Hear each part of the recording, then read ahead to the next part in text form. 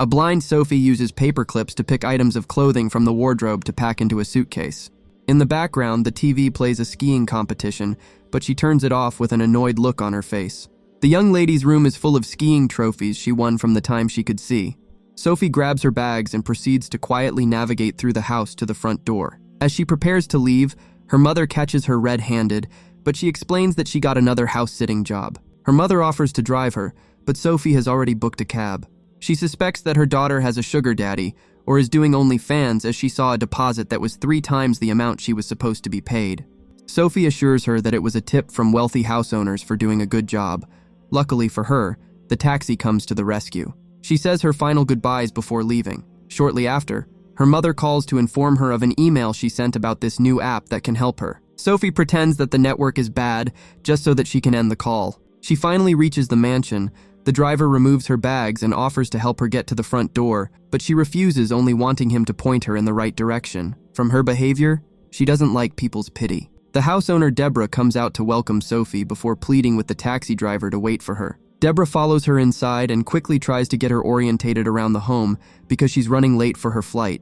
She gives her the security system code and introduces her to her cat. As she finishes her final packing, she discloses that the trip is to celebrate her divorce that has been finalized. Deborah tries to show her a few more things, but Sophie is confident that she can find her way around. Not wanting to offend her, Deborah quickly leaves. Sophie immediately baits the cat over with some snacks and puts a sensor on the collar and pairs it with her phone so that she's aware of its location. She then video calls her friend Cam to show him the house. As she navigates through it, he acts as her eyes, telling her the layout. She makes her way down to the lower floors, which are home to the greenhouse, the electrical room, and the wine cellar. The connection cuts for a moment, but she enters the cellar and picks a bottle of wine for Cam to inspect. She asks him to Google the price for her. He confirms that it's $4,500 and orders her to put it back, but she says that the owner is not really going to notice. The guy complains that the stealing is making him feel guilty because he's the one that helps her sell it. He only helped at first because he thought that she needed the money. Cam threatens to end the call if she doesn't put it back, which somehow leads to a little argument about skiing. Sophie promises to put it back before ending the call. She later does some email spring cleaning by listening to and deleting unwanted emails.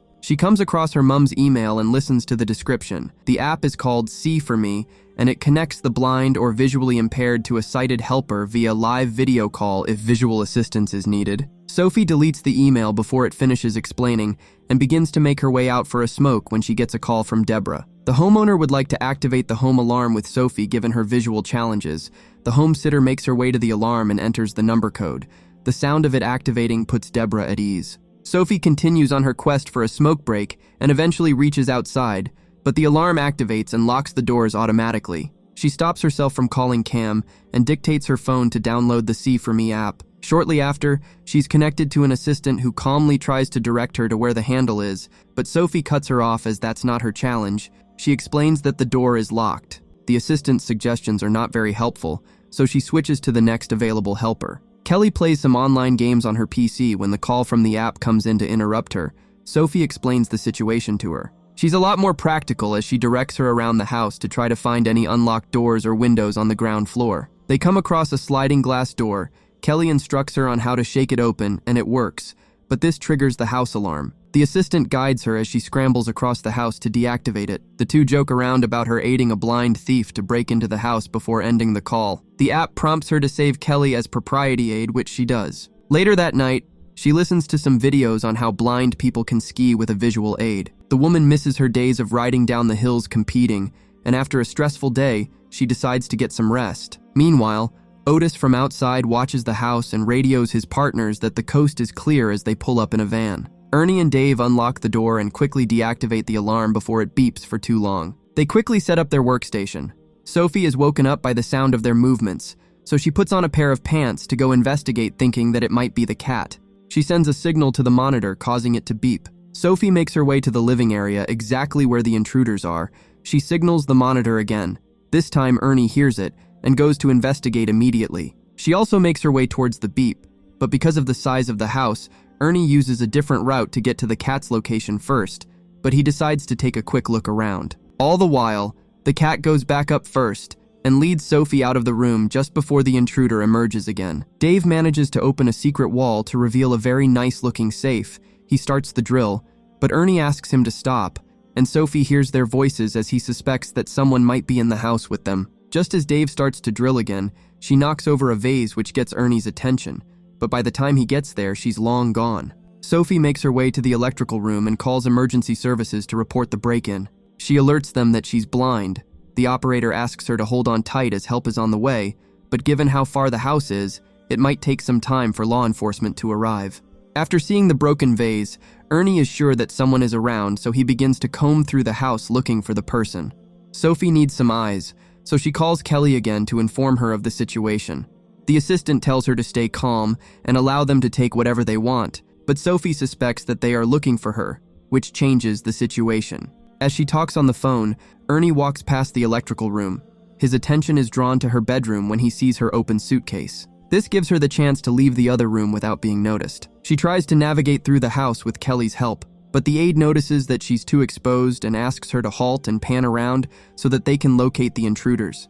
They confirm Dave's location, so she tries to go back, but Kelly reminds her that Ernie is there. She navigates through a different door where Sophie waits and listens as Ernie calls their employer Rico to alert him that there is someone in the house. Dave is to keep drilling while Ernie finds the person. Sophie overhears their conversation and decides to dart for the front door, but Kelly protests that decision. She gets outside while Kelly watches on helplessly as she gets captured by Otis, who ends the call. He drags her inside as she screams, but he orders her to shut up. The lookout hands the phone to Ernie, who checks her call logs and confirms that she called the police. The squad leader calls Rico to inform him of the development. They already have the timing for the police response, and given the time that she called, they have around 7 minutes before the law enforcement arrives. A frightened Sophie alerts Rico that she's cat-sitting. Otis suggests they delete her since she has seen their faces, but she informs them that she's blind. Rico uses her name to confirm her claim. She was a top skiing prospect for the Olympics before the illness. He orders them to pack up like they were never there, but Otis still feels like they should off her. Davey doesn't want any problems and suggests that they can always come back later. Sophie overhears there's $7 million in that safe and wants a piece of it. Sophie is savage. She tells them that she can get rid of the police when they get to the house, but she wants a cut of the money in return. She proves she's about that life by showing them the bottle of wine she was about to steal. Rico double confirms that she's comfortable doing this before asking the guys to hide. They first make her call the police to try and cancel her report, which they acknowledge, but the protocol must be followed, so an officer will be sent down to do a wellness check. Meanwhile, Kelly calls law enforcement to try and get them to pinpoint Sophie's location using her already reported case. Back at the mansion, Deputy Brooks arrives on the scene and checks around the house to confirm that there is no one around. Sophie tries to close the case by stating that she left the TV on, so mistook the voice for people inside the house. The officer is not moved by her story, but since there is no evidence of a break-in, she prepares to leave but asks her one last time if she's been forced to lie by the intruders, but she plays the blind lady card to assure her that it was a mistake. As the deputy turns to leave, she gets a radio call alerting her that Kelly called to report this break-in with the same details. Brooks gets on high alert as she draws her gun. Ernie quickly surrenders himself and informs the officer that he's the only perpetrator. As she calls for backup, Otis attacks Brooks, and after a brief struggle, he tightly holds her neck to the point where she sleeps forever. Sophie goes into hiding again during the commotion, while Ernie berates his teammate for making a bad situation worse. Dave starts to panic as things are starting to get off hand. Sophie calls Kelly again to update her on the situation. The aide notices that she picked up the officer's gun before she escaped. Sophie makes the same mistake again and runs out into the snow. Otis tracks her outside and finds a nice axe that he arms himself with. During that interval, Kelly manages to calm her down and get her back into the house where, ironically, her chances of survival are higher. They enter through the greenhouse where Sophie trips up on a plant pot, alerting Ernie to her location. Kelly acts as her eyes so that she can shoot him. He slowly approaches her with a knife in his hand, but he's pointing the flashlight at the camera so that Kelly doesn't see the weapon, but she still shouts at Sophie to take the shot. Her shouts only become more frantic when she gets a glimpse of the knife in Ernie's hands while he charges toward her. The blind lady shoots him down before he can reach her. The shots are heard by Otis, who rushes in to meet him dead. He begins to hunt for Sophie, and unfortunately, she loses connection with Kelly at the worst possible time. But luckily, it reconnects at the right time.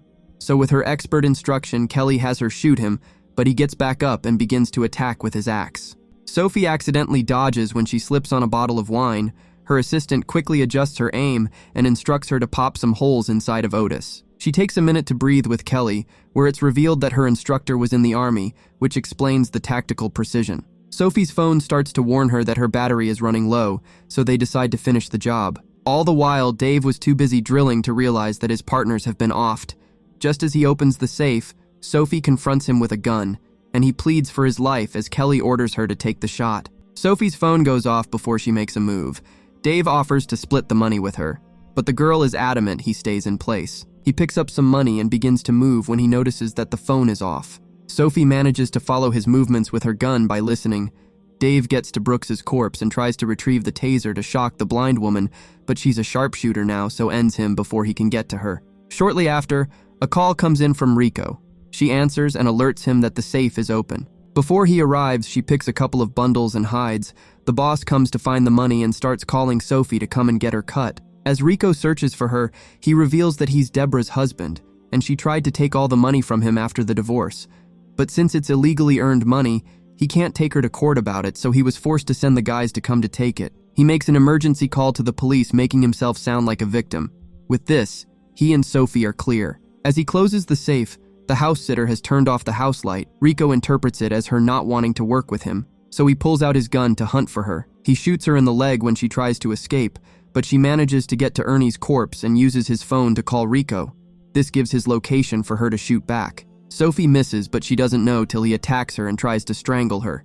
She hits him across the head with a wine glass and then finishes him off with the broken pieces. The police cars can be heard arriving just as she crawls away from Rico. After a brief stay at the hospital, Sophie is discharged but is still wheelchair-bound from her injuries. She alerts her mother that she wants to ski as a Paralympian. Her mom alerts her of the costs, but she clutches onto her bag as she says it's taken care of. She later video calls Kelly when she's fully healed, standing on top of the hill ready to ski with Cam, as she has a second chance to fulfill her dreams, bringing the movie to an end.